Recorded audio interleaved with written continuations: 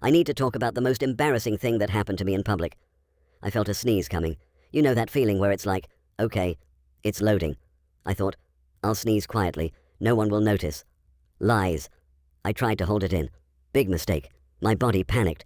The sneeze came out halfway and made the worst sound I've ever heard. Not a sneeze, not a cough. Something in between, like a broken car horn. Everyone around me went silent. Someone turned around. Someone else went, "Are you okay?"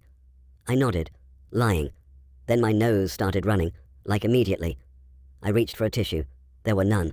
So now I'm standing there, trying to look normal, sniffling aggressively, pretending my face isn't falling apart.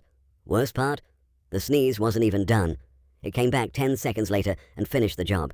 I have never recovered.